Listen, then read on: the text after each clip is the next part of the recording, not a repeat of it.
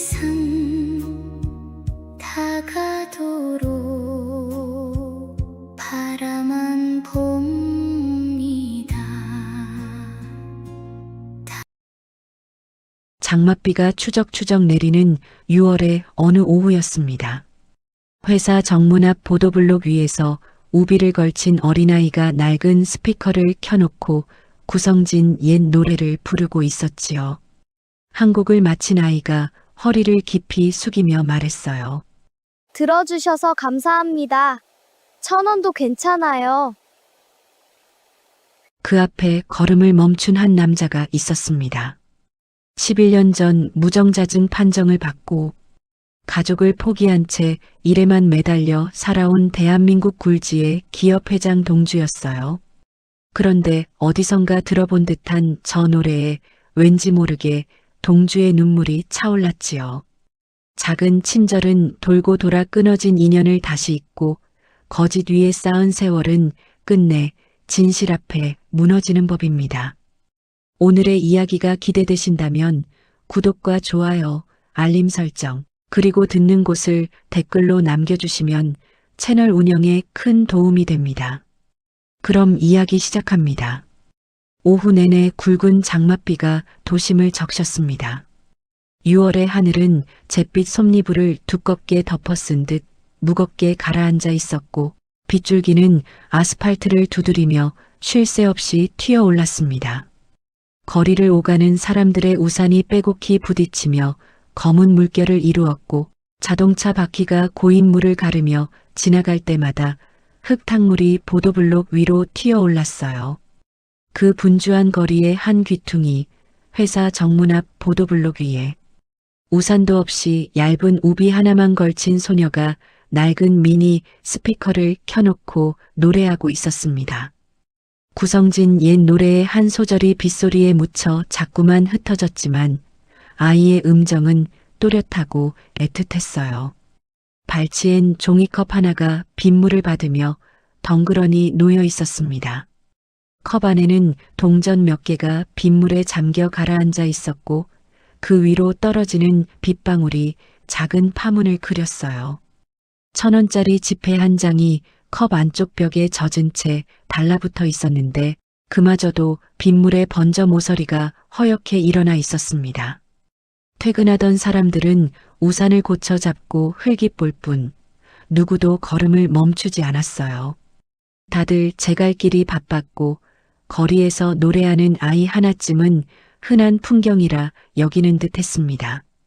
덜어는 측은한 눈길을 보내기도 했지만 그 눈길조차 빗속에 금세 씻겨 사라졌어요. 소녀의 이름은 소율이었습니다. 11살. 또래보다 한 뼘은 작은 키에 마른 어깨가 빗물에 젖어 더욱 가냘파 보였어요. 우비 사이로 스민 비에 손끝이 허옇게 불어 있었고 운동화는 걸음을 옮길 때마다 질척하게 물이 새어나왔습니다. 신발 안에서 양말이 다 젖어 발가락이 시렸지만 아이는 내색하지 않았어요. 그래도 노래를 멈추지 않았습니다. 떨리는 어깨, 그러나 결코 꺾이지 않는 목소리. 마치 그 노래만이 세상에 붙들 수 있는 유일한 끈인 것처럼 한 소절 한 소절을 정성껏 토해냈어요. 비에 젖은 머리카락이 이마에 달라붙어도 아이는 손등으로 쓱 닦아내고는 다시 입을 열었습니다. 소율의 노래에는 또래 아이에게선 찾아보기 힘든 깊이가 있었어요. 그저 음정이 정확한 정도가 아니라 한마디 한마디에 묵직한 사연이 실려 있는 듯 했습니다. 어린아이가 어찌 저런 애절한 가락을 알까 싶을 만큼 노래는 듣는 이의 가슴 한복판을 콕콕 찔러왔어요. 그것은 엄마가 매일 밤 불러주던 노래였습니다. 가난한 단칸방에서 고단한 하루의 끝에 엄마가 나직이 흥얼거리던 그 노래를 소율은 자장가처럼 들으며 자랐어요. 그래서 아이의 목소리에는 엄마의 한숨과 사랑이 고스란히 배어 있었습니다. 바로 그 시각 회전문을 밀고 나오던 한 남자의 발걸음이 그 노래 앞에서 우뚝 멎었습니다. 48배 회장 동주였어요. 잘 다려진 짙은 회색 정장에 빈틈없이 매듭 지은 넥타이, 한 올의 흐트러짐도 없는 모습이었습니다. 비서가 받쳐든 검은 우산 아래에서 그의 구두는 빗물 한 방울 묻지 않은 채 윤이 났어요. 그러나 그 단정한 외양 속에서 그의 눈빛만큼은 묘하게 흔들리고 있었습니다. 무언가에 홀린 사람처럼 동주는 비서에게 먼저 차로 가 있으라 손짓하고는 그 자리에 홀로 멈춰 섰어요. 어디선가 들어본 가락이었습니다. 분명 처음 듣는 아이의 목소리인데도 그 멜로디가 가슴 한구석을 자꾸만 긁어댔어요. 11년 전 진료실의 음성이 빗소리를 뚫고 되살아났습니다. 임신은 불가능합니다. 그 한마디에 무너졌던 37의 겨울이 어째서 이 아이의 노래 앞에서 떠오르는 것인지 그는 알 수 없었어요. 가슴 깊은 곳에 묻어두었던 어떤 얼굴이 그 가락을 타고 어렴풋이 떠오르려다 사라졌습니다. 동주는 가만히 그 자리에 서서 노래가 끝나기를 기다렸어요. 빗물이 그의 어깨를 적셔도 그는 움직이지 않았습니다. 아이는 한 곡을 끝내고 허리를 깊이 숙였습니다. 들어주셔서 감사합니다. 1,000원도 괜찮아요. 빗물에 젖은 속눈썹을 깜빡이며 아이가 환하게 웃었어요. 그 웃음이 어찌나 맑던지 동주는 가슴 어딘가가 먹먹하게 조여오는 것을 느꼈습니다. 비에 흠뻑 젖은 채로도 저토록 밝게 웃을 수 있다니. 그 작은 얼굴에 어린 미소가 오히려 동주의 마음을 더 시리게 했어요. 어른들의 무심한 등 뒤에서 아이는 다시 반주 버튼을 눌렀습니다. 작은 손가락이 스피커의 버튼을 더듬는 모습에서 동주는 좀처럼 눈을 뗄 수 없었어요. 그 손가락 끝이 추위에 발갛게 얼어있는 것이 보였습니다. 그때 회사 경비가 성큼성큼 다가왔습니다. 얘야, 여기서 이러면 안 된다. 회사 정문 앞에서 장사하면 못 써. 위에서 자꾸 뭐라 한단 말이다. 경비도 영 마음이 편치 않은 얼굴이었지만 윗선의 지시를 어길 수는 없는 듯 했어요. 그가 손을 뻗어 스피커를 끄려 하자 소율이 깜짝 놀라 몸을 움츠렸습니다. 그 바람에 우비 안쪽에 품고 있던 낡은 가사 수첩이 툭 떨어져 빗물 고인 보도블록 위로 나뒹굴었어요. 손때 묻은 표지가 순식간에 빗물을 머금어 거뭇하게 번졌습니다. 안 돼요. 그거 젖으면 안 되는데. 소율이 다급히 무릎을 굽혔지만 그보다 먼저 한 손이 수첩을 집어들었습니다. 동주였어요. 그는 무릎을 굽혀 빗물에 젖은 수첩을 조심스레 주워들었습니다.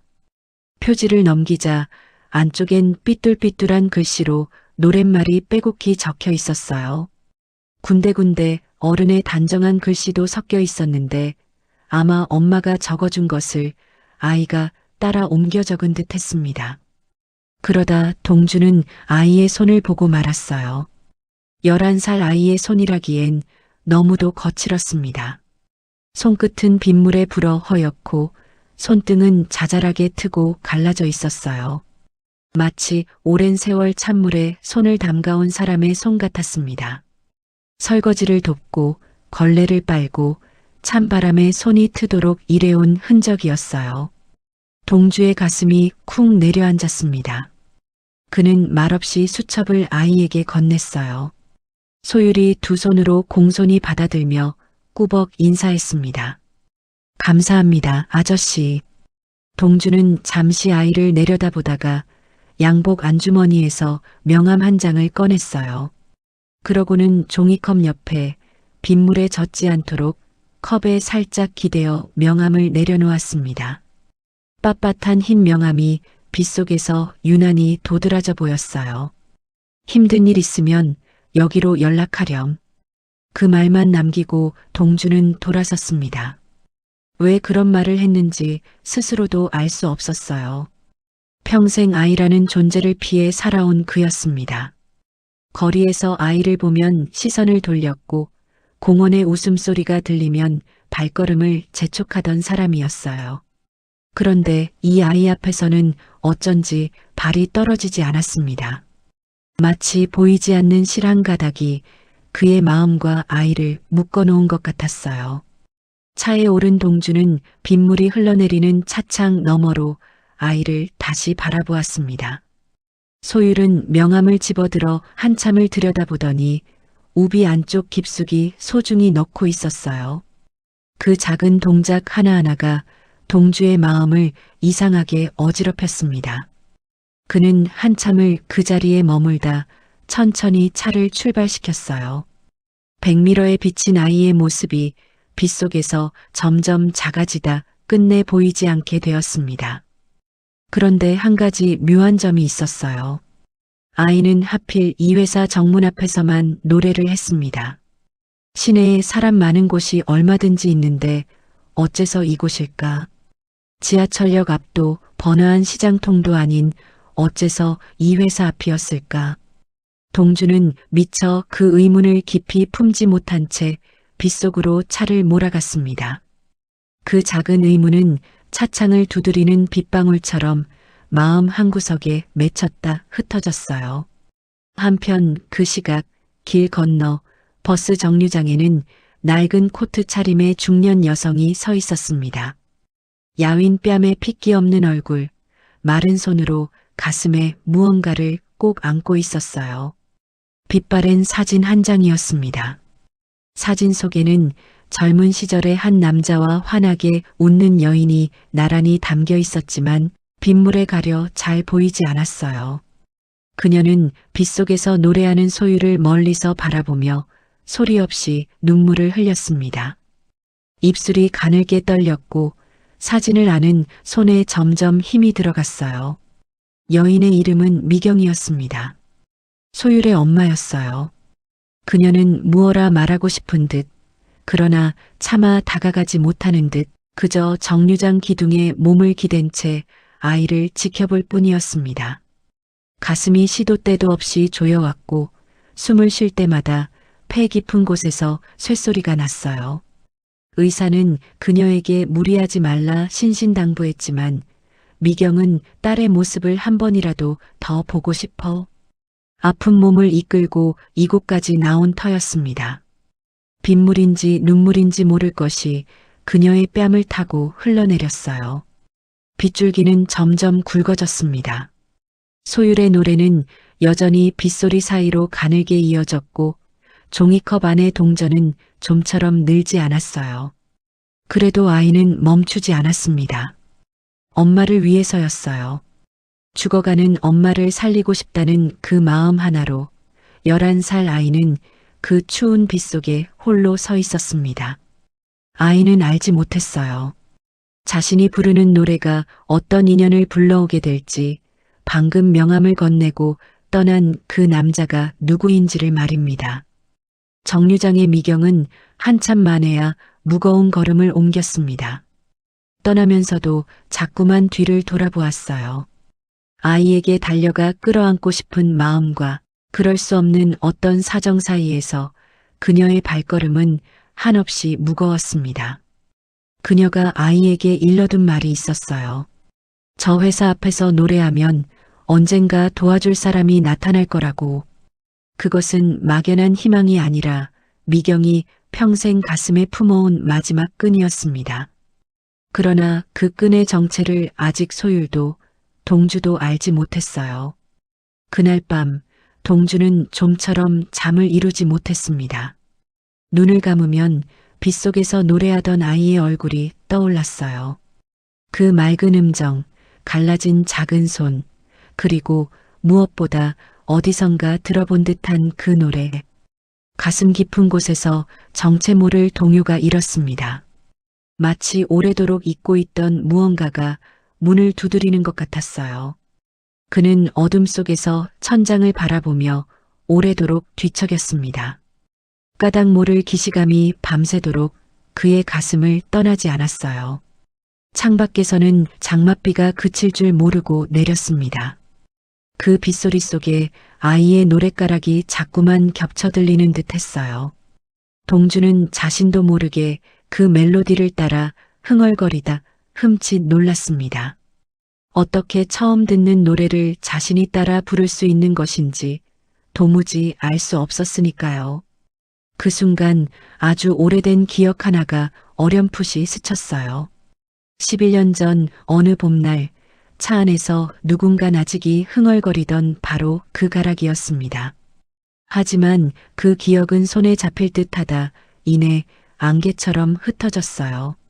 그 작은 의문 하나가 11년 동안 굳게 닫혀있던 그의 마음에 가느다란 금을 내기 시작했습니다. 11년 전 겨울 37의 동주는 단 한 번의 검사로 무정자증 판정을 받았습니다. 그날의 기억은 11년이 지난 지금도 어제 일처럼 선명했어요. 진료실의 하얀 형광등 불빛, 소독약의 알싸한 냄새, 그리고 의사의 입에서 흘러나오던 차가운 음성. 동주는 손에 든 결과지가 가늘게 떨리는 것을 멍하니 바라보았습니다. 의사의 입은 분명 움직이고 있었지만 어느 순간부터 소리는 귀에 들어오지 않았어요. 귓가에선 윙하는 이명만이 울렸고 세상이 한순간에 빛을 잃은 듯 했습니다. 곁에 선 구제만이 차분한 목소리로 거들었습니다. 확실한 결과랍니다. 회장님, 재검은 의미가 없다는군요. 선대 회장 때부터 곁을 지켜온 가신다운 흔들림 없는 말투였어요. 구제만은 동주가 어릴 적부터 그의 곁을 지켜온 사람이었습니다. 선대 회장이 세상을 떠나며 동주를 부탁하네라고 당부한 이후로 그는 그림자처럼 동주의 곁을 따랐어요. 그러니 동주는 그 말을 한치의 의심도 없이 받아들였습니다. 평생 자신을 위해 헌신해온 사람이었으니까요. 그날 구제만의 눈빛 깊은 곳에 무엇이 어려 있었는지 동주는 미쳐보지 못했어요.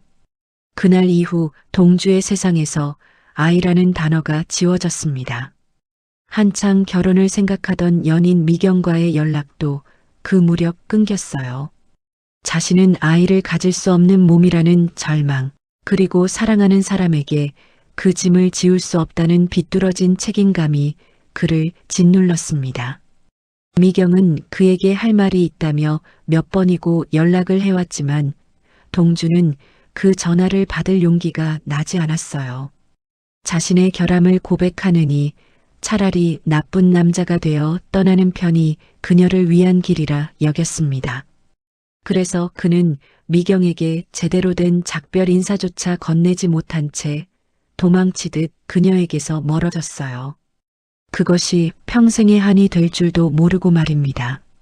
세월이 흐르며 주변에서 입양을 권할 때도 동주는 번번이 고개를 저었습니다. 자격 없는 자신이 아이를 들릴 수는 없다는 설명하기 힘든 죄책감 때문이었어요. 사랑하는 여인을 버리고 도망친 사람이 무슨 낯으로 아이를 품을 수 있겠느냐는 자기 혐오가 그를 올감했습니다. 거리에서 아이를 보면 시선을 피했고 놀이터의 웃음소리가 들리면 발걸음을 재촉했어요. 명절이면 가족들이 모이는 풍경을 멀리서 바라보다 홀로 발길을 돌리곤 했습니다. 텅 빈 저택에서 홀로 밤을 지새우며 그는 일에만 미친 듯이 매달렸어요. 회사는 나날이 커졌지만 그의 마음 한구석은 텅 빈 독처럼 메말라갔습니다. 사람들은 그를 성공한 회장이라 불렀지만 정작 그 자신은 사막 한복판에 홀로 선 듯한 정막을 안고 살았어요. 11년이 흘러 48이 된 지금도 그 습관은 변하지 않았습니다. 그런데 올해 정기 건강검진을 받던 날 담당 의사가 차트를 넘기다 조심스레 말끝을 흐렸어요. 회장님, 예전 그 검사 기록을 좀 살펴봤는데요. 단 한 번 받으신 거더군요. 그것도 기록이 좀 부실해서 한번 재확인을 권합니다. 요즘은 의학이 많이 발전했고 또 단 한 번의 검사로 그런 진단을 내리는 건 본래 드문 일이라서요. 그 말이 가슴 한구석에 묵직하게 박혔습니다. 동주는 애써 대수롭지 않은 척 고개를 끄덕였지만 진료실을 나서는 발걸음은 무거웠어요. 단 한 번. 그 단어가 자꾸만 귓가에 맴돌았습니다. 그토록 중대한 일을 어째서 단 한 번의 검사로 확정지었던 것일까? 그날 곁에 있던 구제만의 차분한 목소리가 어렴풋이 떠올랐어요. 재검은 의미가 없다는군요. 어쩌면 그 말은 의사의 말이 아니라 구제만 자신의 말이었던 것은 아닐까. 11년 만에 처음으로 동주의 마음에 그런 의문이 스쳤습니다. 그날 밤 동주는 11년 만에 서재 서랍 깊은 곳을 열었습니다. 손잡이를 당기자 오래 닫혀있던 서랍에서 쿰쿰한 종이 냄새가 풍겼어요. 먼지가 뽀얗게 앉은 결과지 한 장이 그 안에 잠들어 있었습니다. 동주는 그것을 조심스레 꺼내 책상 위에 펼쳤어요. 노랗게 바랜 종이 위로 검사 날짜와 항목, 그리고 결과가 적혀 있었습니다. 손끝에 닿는 종이의 까슬한 감촉이 마치 오래 묵은 상처를 건드리는 것 같았어요. 그런데 이상했습니다. 그게 전부였어요. 의사의 소견을 적는 소결란도, 재검을 권하는 권유란도 텅 비어 있었습니다. 동주는 회사를 운영하며 수많은 의료 관련 서류를 다뤄온 사람이었어요. 임직원 건강검진, 산재 처리, 의료 관련 투자까지 그가 거쳐온 서류만 해도 헤아릴 수 없었습니다. 보통의 의료 기록은 결코 이렇게까지 간단하지 않았어요. 환자의 상태, 의사의 판단, 향후 조치까지 빼곡히 적히는 것이 정상이었습니다. 그런데 이 종이엔 마치 결론만 미리 정해놓고 거기에 맞춰 찍어낸 듯 군더더기 하나 없이 결과만 덩그러니 적혀 있었어요. 손끝으로 종이를 매만지자 서늘한 느낌이 등줄기를 타고 흘렀습니다. 마치 누군가 일부러 모든 설명을 지워버린 것 같았어요. 결과만 덩그러니 남기고 그 결과에 이르는 모든 과정을 가려버린 듯한 느낌. 동주는 그 종이를 한참이나 들여다보았습니다. 형광등 불빛 아래에서 빛바랜 글자들이 더욱 메마르고 차갑게 느껴졌어요. 종이 한 장에서 풍기는 그 서늘함이 11년 묵은 침묵처럼 그의 가슴을 짓눌렀습니다. 단 한 번의 검사라. 동주는 나직이 중얼거렸습니다. 의문이 점점 부풀어 올랐어요. 그날 어째서 그렇게 서둘렀던 것일까? 어째서 재검사 한번 받아볼 생각조차 하지 못했을까? 마치 누군가 그 모든 것을 정해진 수순처럼 진행시킨 것만 같았습니다. 검사 일정을 잡은 것도 구제만이었고 병원을 정한 것도 결과를 가져온 것도 모두 구제만이었어요. 그때는 그것이 한없이 고마운 배려로만 여겨졌지만 지금 돌이켜보니 어쩐지 모든 것이 너무 빈틈없이 짜여 있었습니다. 가슴속에서 형체 없는 불안이 안개처럼 피어올랐어요. 하지만 곧 동주는 고개를 가로저었습니다. 11년이나 지난 일이었어요. 이제 와서 무엇을 바꿀 수 있겠습니까? 그동안 흘려보낸 세월은 돌이킬 수 없었고 떠나보낸 사람도 다시 돌아오지 않았습니다. 미경은 지금 어디서 어떻게 살고 있을까? 행여 좋은 사람을 만나 단란한 가정을 이루었을까? 그렇다면 차라리 다행이라고 동주는 애써 마음을 다독였어요. 그는 결과지를 다시 서랍에 넣고 깊은 한숨을 내쉬었습니다. 서랍을 닫는 소리가 적막한 서재에 둔탁하게 울렸어요. 그러나 한번 피어오른 의문은 쉽게 가라앉지 않았습니다. 그날 밤 동주는 서재 의자에 앉아 오래도록 어둠을 응시했어요. 빗속에서 노래하던 아이의 얼굴과 빛바랜 검사지의 텅 빈 소결란이 머릿속에서 자꾸만 겹쳐졌습니다. 어째서 그 둘이 함께 떠오르는지는 그 자신도 알 수 없었어요. 다만 가슴 깊은 곳에서 무언가가 끊임없이 신호를 보내는 것 같았습니다. 마치 오래 묻어둔 진실이 땅속에서 가만히 숨을 고르며 솟아오를 때를 기다리는 것처럼 말이에요. 다음 날 아침 동주는 출근길 내내 창밖을 바라보았어요. 비는 여전히 추적추적 내리고 있었습니다. 문득 그는 그 검사를 맡았던 의사가 누구였는지 떠올리려 애썼어요. 비뇨기과의 나이 지긋한 원장이었던 것 같았습니다. 이름이 오연석? 그래, 오연석 원장이었어요. 흰 가운을 입은 백발의 노의사가 결과지를 건네던 그 순간 어쩐지 동주의 눈을 똑바로 마주치지 못하고 시선을 피했던 기억이 어렴풋이 떠올랐습니다. 그때는 그저 무뚝뚝한 성격이려니 했지만 지금 생각하니 그 회피하던 눈빛이 마음에 걸렸어요. 아직 그 병원이 남아있을까? 동주는 비서에게 알아보라 지시하려다 멈칫했습니다. 괜한 일을 들쑤시는 것은 아닐까 하는 망설임이 발목을 잡았어요. 회사에 도착한 동주는 회장실 창가에 서서 정문 쪽을 내려다보았습니다. 그 아이가 다시 와 있을까 싶어 자신도 모르게 시선이 그쪽으로 향했어요. 하지만 빗속의 보도블록 위엔 아무도 없었습니다. 텅 빈 그 자리를 바라보며 동주는 어쩐지 허전한 마음이 들었어요. 종이컵 옆에 놓아둔 명함은 아이가 잘 챙겼을까? 해녀 다시 찾아오면 따뜻한 밥이라도 한 끼 사 먹여야겠다는 생각이 문득 스쳤습니다. 그러고는 곧 스스로를 나무랐어요. 길에서 한 번 본 아이를 어째서 이렇게 마음에 두는 것인지 도무지 알 수 없었으니까요. 평생 아이를 피해 살아온 그였기에 이 낯선 감정이 더욱 당혹스러웠습니다. 그 무렵 구제만은 회장실 밖에서 동주의 뒷모습을 가만히 지켜보고 있었습니다. 동주가 며칠째 정문 앞 아이에게 관심을 두고 있다는 것을 그는 이미 알아챈 터였어요. 구제만의 눈빛이 차갑게 가라앉았습니다. 무언가를 경계하는 듯한 오래 묻어둔 비밀이 들춰질까 두려워하는 듯한 눈빛이었어요.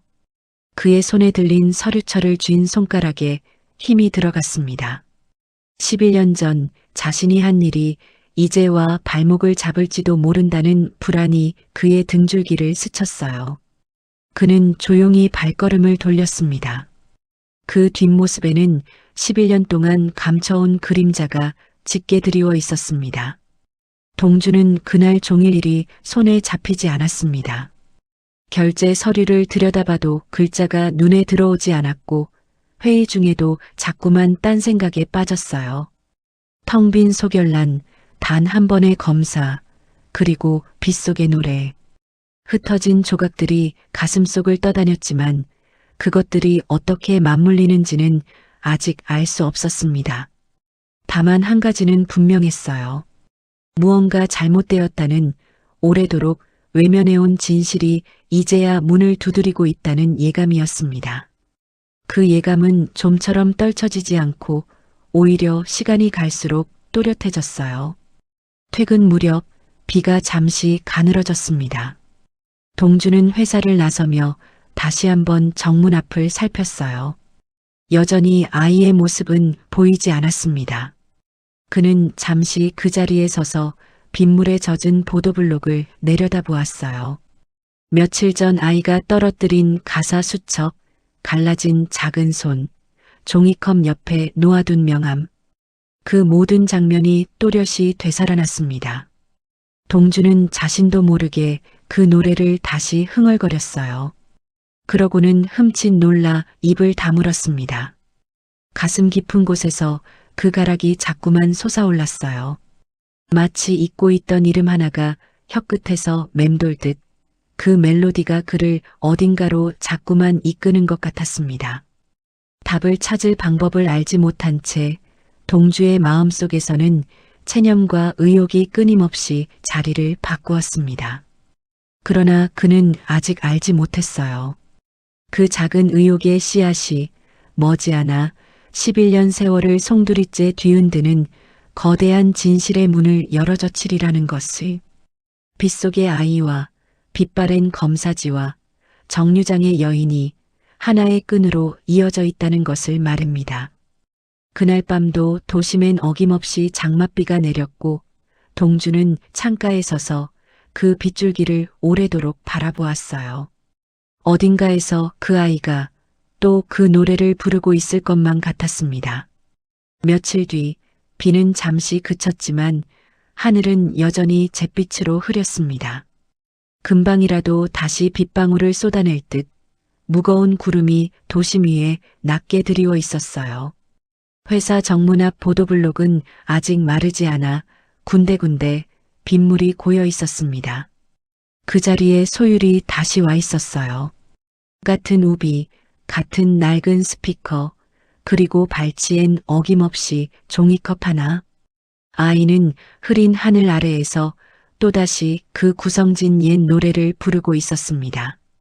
며칠 전보다 목소리에 힘이 빠져 있었지만 그래도 음정만큼은 여전히 또렷하고 애틋했어요. 회사를 나서던 동주의 발걸음이 그 자리에서 멎었습니다. 며칠 동안 마음 한구석에 걸려있던 아이가 다시 눈앞에 나타나자 그의 가슴이 알 수 없이 뛰었어요. 동주는 천천히 아이에게 다가갔습니다. 그러고는 지갑에서 지폐 한 장을 꺼내 종이컵에 넣었어요. 빳빳한 지폐가 컵 안으로 미끄러져 들어가자 노래를 멈춘 소율이 깜짝 놀라 동주를 올려다보았습니다. 아이의 눈이 동그래졌어요. 며칠 전 명함을 건네준 그 아저씨를 알아본 것입니다. 감사합니다. 정말 감사합니다. 아이는 허리를 굽혀 몇 번이고 인사하며 눈물을 글썽였습니다. 그 모습이 어찌나 간절하던지 동주는 가슴이 저릿해왔어요. 평생 누구에게도 쉽게 마음을 열지 않던 그였지만 이 아이 앞에서는 어쩐지 무장해제가 되는 기분이었습니다. 그는 잠시 망설이다 조심스레 물었어요. 얘야, 묻고 싶은 게 있는데 왜 자꾸 여기서 노래하니? 사람 많은 곳이 더 많을 텐데. 동주는 무릎을 살짝 굽혀 아이와 눈높이를 맞췄습니다. 위협이 되지 않으려는 그 나름의 다정한 배려였어요. 소율은 잠시 망설였습니다. 작은 손가락으로 우비자락을 만지작거리며 무어라 말할까 고민하는 듯 했어요. 한참을 머뭇거리던 아이가 마침내 작게 입을 열었습니다. 엄마가 많이 아파요. 심장이 망가지는 병이래요.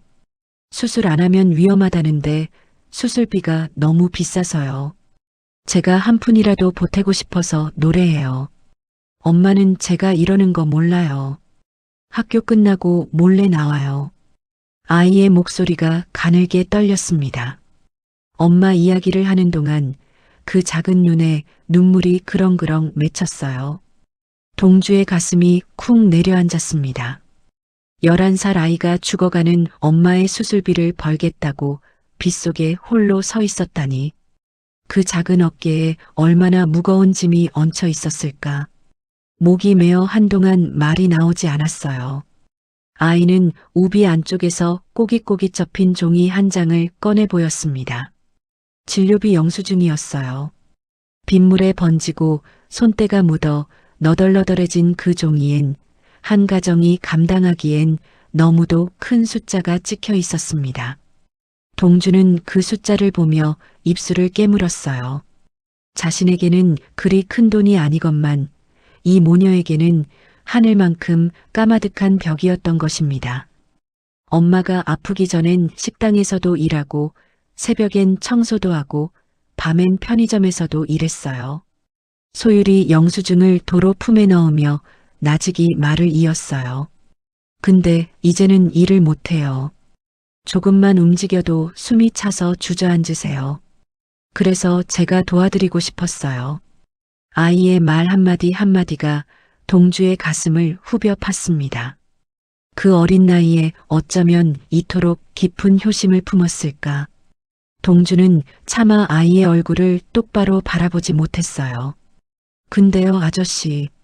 소율이 잠시 망설이다 덧붙였습니다. 엄마가 그랬어요. 이 회사 앞에서 노래하면 언젠가 도와줄 사람이 나타날 거라고요. 정확한 주소까지 알려줬어요. 꼭 여기여야 한대요. 다른 데 말고요. 아이는 그 말의 의미를 알지 못한 채 그저 엄마의 당부를 고지곳대로 따르고 있었어요. 그것이 엄마의 마지막 희망이라는 것도 자신이 누구의 회사 앞에서 노래하고 있는지도 알지 못한 채 말입니다. 동주의 표정이 굳었어요. 이 회사 앞이어야 한다. 그것도 엄마가 정확한 주소까지 일러주었다. 어째서일까? 시내에 사람 많은 곳이 얼마든지 있는데 어째서 하필 이곳이어야만 했을까? 며칠 전부터 마음에 걸렸던 그 의문이 다시 고개를 들었습니다. 가슴 한구석에서 형체 없는 무언가가 꿈틀거렸어요. 마치 오래 잠겨있던 문틈으로 차가운 바람이 새어드는 것 같았습니다. 그리고 그 바람 끝에서 자꾸만 한 사람의 얼굴이 어른거렸어요. 바로 그때였습니다. 회사 쪽에서 누군가 빠른 걸음으로 다가왔어요. 구제만이었습니다. 잘 차려입은 양복에 번들거리는 명품 시계, 짙은 향수 냄새가 빗물 머금은 공기 사이로 확 퍼졌어요. 손가락엔 큼직한 금반지가 번쩍였고 구두는 흙탕물 한 점 묻지 않은 채 윤이 났습니다. 그는 동주와 소유를 번갈아 보더니 못마땅한 표정을 지었어요. 또 이 아이입니까? 회장님, 이런데 시간 낭비하실 필요 없습니다. 들어가시지요.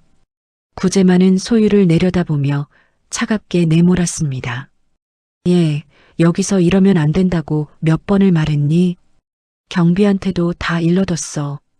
다음에 또 오면 그때는 경찰 부른다. 그 말투에는 죽어가는 엄마를 둔 아이에 대한 일말의 동정도 없었어요. 오로지 아이를 이 자리에서 떼어내려는 차가운 의지만이 가득했습니다. 마치 눈의 가시 하나를 뽑아내려는 듯한 서늘한 단호함이었어요. 소율의 얼굴이 하얗게 질렸습니다. 작은 어깨가 잔뜩 움츠러들었어요. 죄송해요. 정말 죄송해요. 수술비만 모으면 안 올게요. 아이는 황급히 스피커를 끌어안고 종이컵을 챙겼습니다. 빗물에 젖은 손이 덜덜 떨렸어요. 동주가 넣어준 지폐가 컵에서 떨어질까봐 아이는 그것을 꼭 움켜쥐었습니다. 그 작은 손에 들린 지폐가 엄마를 살릴 수 있는 마지막 동아줄이라도 되는 양 아이는 그것을 가슴에 꼭 품었어요. 그러고는 고개를 푹 숙인 채 돌아섰습니다. 잠깐. 동주가 아이를 불러 세우려 했지만 소율은 이미 빠른 걸음으로 멀어지고 있었어요. 작은 등이 흐린 거리 속으로 점점 사라져갔습니다. 동주는 그 뒷모습을 바라보며 주먹을 꽉 쥐었어요.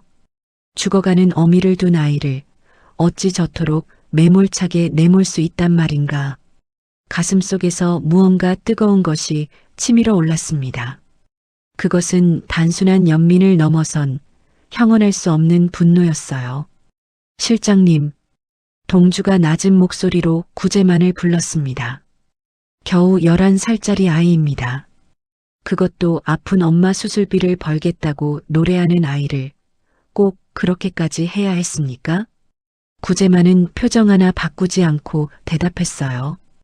회장님, 회사 정문 앞입니다. 거지처럼 구걸하는 아이가 매일 진을 치고 있으면 회사 체면이 뭐가 됩니까? 다 회장님과 회사를 위해서 드리는 말씀입니다. 회사를 위해서.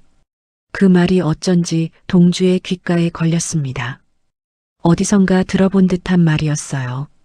11년 전 그 진료실에서도 구제만은 늘 그런 식으로 말하지 않았던가. 회장님을 위해서입니다. 회사를 위해서입니다. 그 말 뒤에 무엇이 감춰져 있었는지 동주는 그제야 어렴풋이 의심하기 시작했어요. 동주는 구제만을 가만히 응시했습니다. 처음으로 평생 믿어온 이 사람이 낯설게 느껴졌어요. 그러나 동주는 아무 말 없이 차에 올랐습니다. 아직은 모든 것이 안개 속이었으니까요. 섣불리 속내를 드러낼 때가 아니었습니다. 차가 출발하자 구제만은 비로소 가면을 벗은 듯한 얼굴이 되었어요. 그는 곁에 선 비서를 향해 낮고 단호한 목소리로 지시했습니다. 저 아이 다시는 정문 근처에 못 오게 해. 경비 출입 명단에 사진 넣어서 올리고 인상착에 다 적어도 발견 즉시 쫓아내라고 단단히 일러. 비서가 고개를 갸웃하며 물었어요. 실장님, 그냥 노래하는 어린애인데 그렇게까지요? 구제만의 눈빛이 서늘하게 가라앉았습니다. 시키는 대로 해. 2번 말하게 하지 말고. 그리고 이 일은 회장님 귀에 절대 들어가지 않게 해. 비서는 알지 못했습니다. 그것이 11년 전 미경을 출입금지 명단에 올렸던 것과 똑같은 수법이라는 것을. 한 모녀의 인연을 끊어놓기 위해 구제만은 같은 방식을 2번이나 쓰고 있었어요. 보이지 않는 곳에서 반복되는 그 악행을 그때나 지금이나 그는 회사를 위해서라는 명분으로 정당화했습니다. 멀어지는 아이의 뒷모습을 바라보는 구제만의 얼굴에는 일말의 죄책감도 없었어요. 오히려 어떤 불길한 예감에 미간을 찌푸리고 있었습니다. 11년 전 묻어둔 일이 다시 고개를 드는 것을 그는 본능적으로 경계하고 있었던 것이에요. 집으로 돌아온 동주는 그날 밤 내내 소율의 말을 곱씹었습니다. 엄마가 이 회사 앞에서 노래하면 도와줄 사람이 나타날 거랬어요. 정확한 주소까지 알려줬어요. 어째서 이 회사일까? 어째서 정확한 주소까지? 그 아이의 엄마는 이 회사와 어떤 인연이 있는 것일까? 의문은 꼬리에 꼬리를 물었어요. 그리고 그 의문 끝에는 자꾸만 한 사람의 얼굴이 어른거렸습니다. 11년 전 도망치듯 떠나보낸 그 여인의 얼굴이었어요. 동주는 고개를 세차게 저었습니다. 설마 그럴 리가. 그러나 한번 떠오른 생각은 좀처럼 사라지지 않았어요. 문득 동주는 며칠 전 정류장에 서 있었다던 중년 여성을 떠올렸습니다. 비서가 지나가는 말로 정문 건너편에서 웬 여자분이 한참을 서 계셨다고 했던 기억이 났어요. 그때는 흘려들었지만 이제와 생각하니 가슴이 서늘해졌습니다. 빗속의 아이, 아픈 엄마, 이 회사 앞, 정류장의 여인. 흩어진 조각들이 하나둘 그의 머릿속에서 윤곽을 그리기 시작했어요.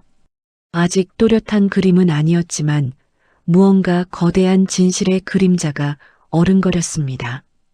그 그림자는 너무도 크고 무거워서 동주는 차마 그것을 똑바로 마주할 엄두가 나지 않았어요. 그날 밤 동주는 결심했습니다. 더는 의문을 외면하지 않겠다고. 11년 전 그 검사, 그 진료실, 그리고 구제만.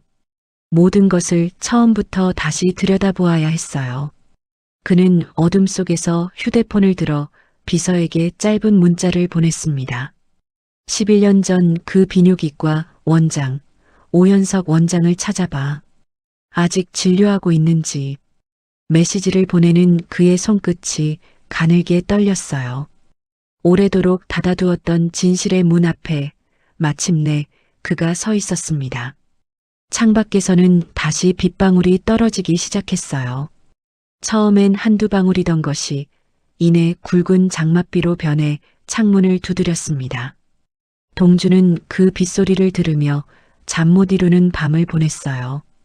어딘가에서 그 아이가 또 그 작은 손으로 빗물을 닦아가며 엄마를 그리고 있을 것만 같았습니다.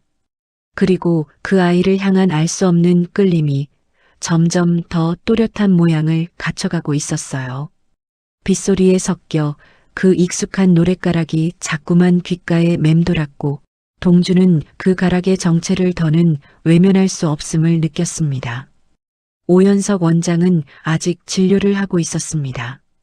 도심 외곽의 작고 오래된 비뇨기과 의원이었어요. 비서가 알아온 주소를 손에 쥐고 동주는 다음날 곧장 그곳을 찾아갔습니다. 의욕을 더는 누를 수 없었어요. 마음 한구석에서 끊임없이 신호를 보내는 그 불안의 정체를 이제는 마주해야만 했습니다. 그는 비서도 운전기사도 물리고 홀로 차를 몰아 그곳으로 향했어요. 이 일만큼은 누구의 눈도 닿지 않는 곳에서 오롯이 혼자 마주해야 할 일이라 여겼기 때문입니다. 낡은 간판 아래 유리문을 밀고 들어서자 소독약 냄새와 함께 오래된 병원 특유의 정막이 그를 맞았어요. 빛바랜 벽지와 삐걱대는 나무 바닥, 한쪽 구석에서 느릿하게 돌아가는 낡은 선풍기. 세월이 그대로 멈춰버린 듯한 공간이었습니다. 백발이 성성한 노의사가 진료실에 홀로 앉아 있었어요. 11년 전보다 한층 늙고 야윈 모습이었습니다. 동주가 들어서자 오연석은 그를 알아보고는 한동안 말을 잇지 못했어요. 마치 오래 기다려온 손님을, 그러나 결코 반갑지만은 않은 손님을 맞은 듯한 얼굴이었습니다. 노의사의 손에 들린 찻잔이 달그락 소리를 내며 떨렸어요. 서동주 회장이시지요. 노의사가 떨리는 목소리로 먼저 입을 열었습니다. 언젠가 이렇게 찾아오실 줄 알았습니다. 11년 동안 하루도 마음 편한 날이 없었어요. 그 말에 동주의 가슴이 철렁 내려앉았습니다. 짐작은 했지만 막상 그 말을 들으니 온몸이 굳어왔어요. 동주는 떨리는 마음을 다잡고 의자에 앉았습니다. 원장님, 11년 전 그 검사 말입니다. 단 한 번의 검사로 무정자증을 확정하셨더군요. 그게 의학적으로 옳은 일이었습니까? 동주의 목소리는 애써 차분했지만 그 안에는 11년 세월이 짓눌린 무게가 실려 있었습니다. 오연석은 한참을 망설였습니다. 주름진 손이 책상 위에서 가늘게 떨렸어요. 그는 깊은 한숨을 내쉬더니 마침내 무거운 입을 열었습니다. 아닙니다. 단 한 번의 검사로 그런 진단을 확정하는 건 의학적으로 결코 옳지 않습니다. 본래 그런 경우엔 시일을 두고 두세 차례 재검을 해야 합니다. 컨디션이나 여러 조건에 따라 결과가 크게 달라질 수 있으니까요. 한 번 결과가 좋지 않았다고 해서 영영 불가능하다고 단정하는 건 있을 수 없는 일입니다. 그때 외부의 압박이 있었습니다. 외부의 압박이라니요. 누가 그런 압박을 했단 말입니까? 동주의 목소리가 떨렸습니다. 오연석은 차마 동주의 눈을 마주보지 못한 채 고개를 떨궜어요. 구제만이라는 분이었습니다. 회장님 측근이라며 빠른 결과를 요청했습니다. 재검사는 절대 필요 없으니 무정자증으로 확정해서 결과지를 만들어 달라고요. 처음엔 거절했습니다. 그건 의사로서 할 수 없는 일이라고요. 그런데 노의사의 목소리가 잦아들었습니다. 11년을 짓눌러온 죄의 무게가 그 짧은 침묵 속에 고스란히 담겨 있었어요. 노의사의 눈가에 물기가 어렸습니다. 그분이 제 약점을 쥐고 있었어요. 그 무렵 제가 한 환자의 치료 과정에서 큰 분쟁에 휘말려 공경에 처해 있었는데 그걸 어떻게 알았는지 빌미로 협박을 했습니다.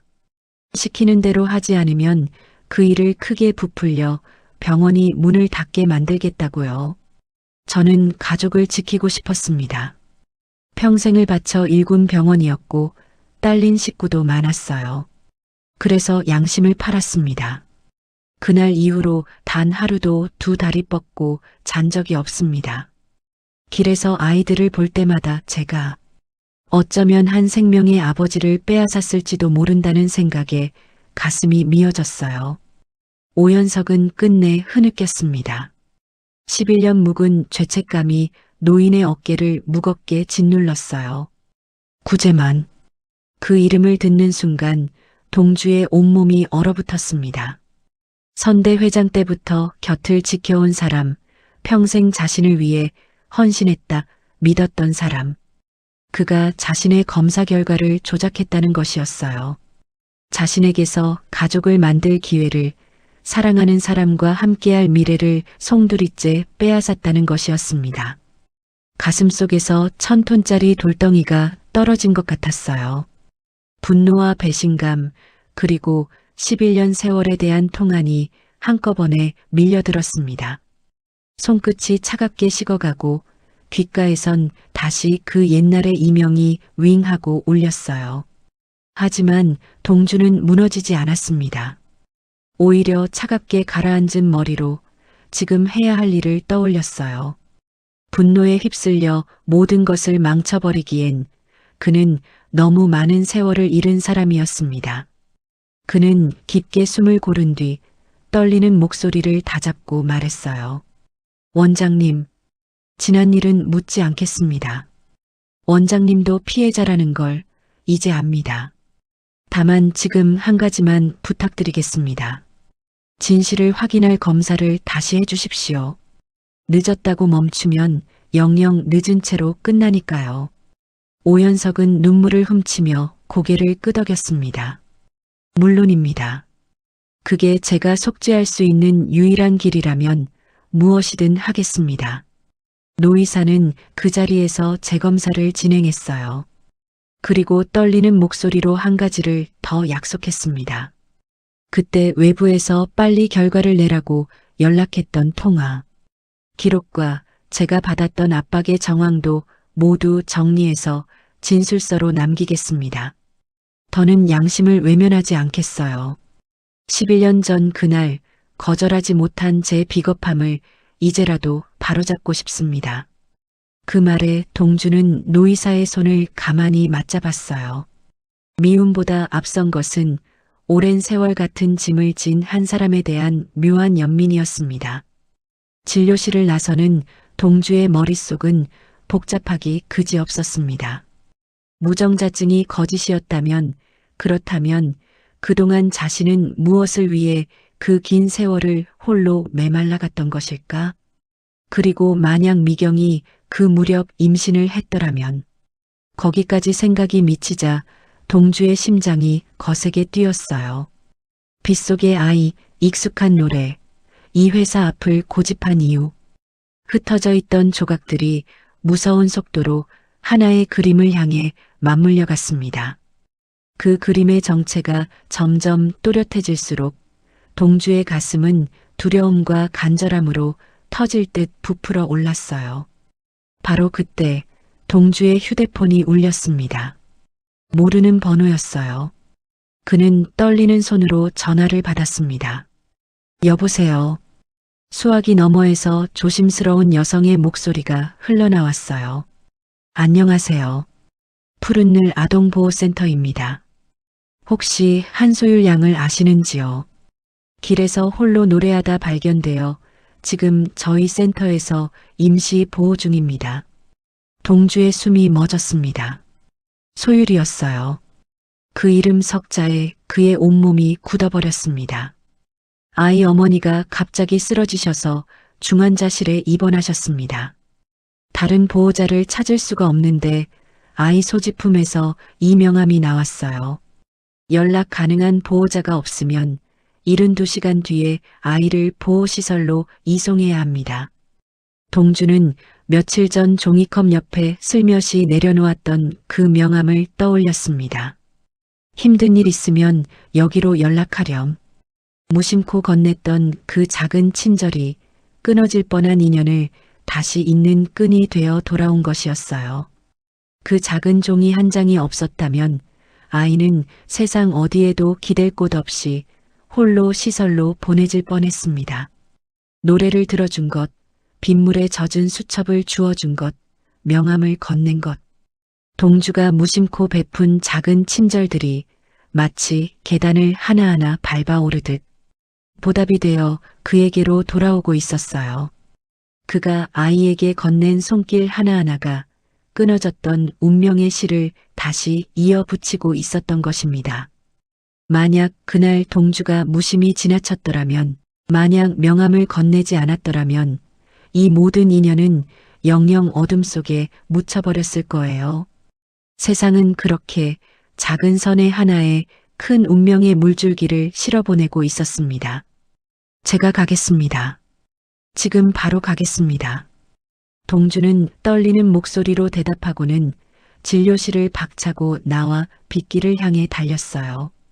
차에 오른 그는 엑셀을 밟았습니다. 신호가 붉게 바뀌어도 좀처럼 마음이 멈추지 않았어요. 빗줄기가 앞 유리를 거세게 두드렸고 와이퍼가 정신없이 움직였습니다. 그러나 동주의 눈에는 오직 한 가지 생각뿐이었어요. 죽어가는 어미의 수술비를 벌겠다고 빗속에 섰던 그 아이가 지금 낯선 곳에서 홀로 떨고 있다는 것. 그 생각만으로도 가슴이 미어져 운전대를 쥔 손에 힘이 들어갔습니다. 운전대를 쥔 손에 땀이 배었습니다. 머릿속에서는 끊임없이 한 가지 가능성이 메아리쳤어요. 만약 그 아이가, 그 노래가, 그 익숙한 가락이 가리키는 진실이 정말이라면 동주는 차마 그 생각을 끝까지 밀고 나아갈 용기가 나지 않았습니다. 너무도 두렵고 또 너무도 간절했으니까요.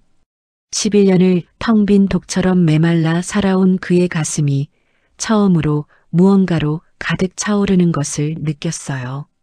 그것은 잃어버린 줄도 몰랐던 어떤 것을 마침내 되찾을지도 모른다는 떨림이었습니다. 센터로 향하는 길 내내 동주는 소율의 작은 얼굴을 떠올렸습니다.